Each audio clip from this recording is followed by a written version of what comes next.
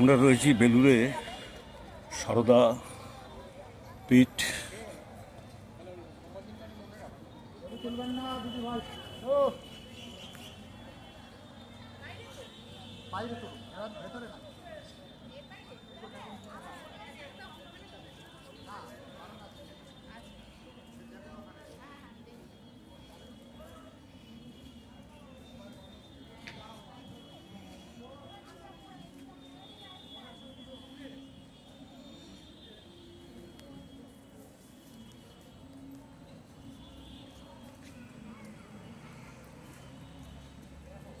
আমরা রয়েছি বেলুড়ে সারদা পীঠে।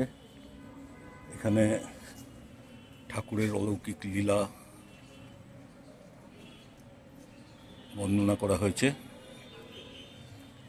সেই গদাধর যখন সেই যাচ্ছিলেন আলের উপর দিয়ে, তখন সেই মেঘের উপর দিয়ে সেই সমস্ত বক যাচ্ছিল। বকের দৃশ্য দেখে ভাব সমাধি হয়েছিল, প্রথম গদাধরের ভাব সমাধি। সেই দৃশ্যটা এখানে তুলে ধরা হয়েছে। ঠাকুরের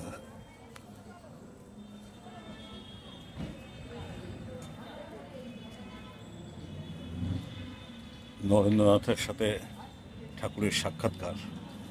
নরেন্দ্রনাথকে ঠাকুর বলেছিলেন, তুই একদিন, নরেন্দ্রনাথ চেয়েছিলেন যে আমি মুক্তি চাই, আমি সুখদেবের মতন সমাধি লাভ করতে চাই। ঠাকুর বললেন, তোর এত হীনবুদ্ধি, তুই এত বড় আধার, তুই কিনা বলছিস নিজের মুক্তির কথা ভাবছিস? তোকে অনেক বড় কাজ করতে হবে, তুই বটবৃক্ষের মতন তোকে কাজ করতে হবে। তুই নরেন্দ্রনাথকে ঠাকুর বললেন যে তোর এই যে চাবি দিয়ে দিলাম, চাবি রেখে দিলাম, যখন তোর কর্ম শেষ হয়ে যাবে তখন আমি চাবি খুলে দেবো। তাই করেছিলেন। নরেন্দ্রনাথ দেখছেন সেই ঠাকুরের, নরেন্দ্রনাথ সেই বিদেশে যাওয়ার ডাক পেলেন, ঠাকুরের নির্দেশ পাননি।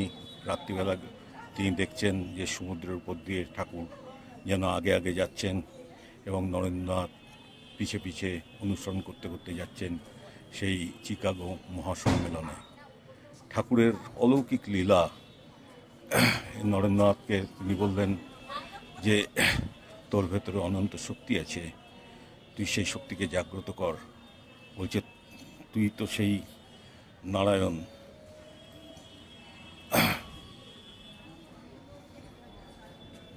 এই যে ঠাকুরের সর্বধর্ম সমন্বয়ের লীলা। ঠাকুর সেই দক্ষিণের এটা হচ্ছে কল্পতরু উৎসবে ঠাকুর 1 জানুয়ারি 1886 খ্রিস্টাব্দে ঠাকুর সবাইকে বললেন, তোদের আর কি বলবো, সকলের চৈতন্য হোক, তোমাদের চৈতন্য হোক। তাই চৈতন্যর খোঁজেই আমরা চলছি। চৈতন্য যদি হয়ে যায় তখন আর কিছু দরকার নেই। তাই ঠাকুরের কাছে প্রার্থনা, হে ঠাকুর সকলের মঙ্গল করো, সকলকে ভালো রেখো। ওম স্থাপকায় চ ধর্মস্য সর্বধর্মস্বরূপিণে অবতার বলিষ্ঠায় রামকৃষ্ণায় তে নমঃ।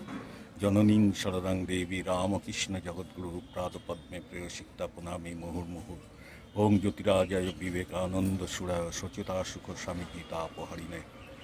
ঠাকুর কৃপা করো, ঠাকুর সকলের মঙ্গল করো।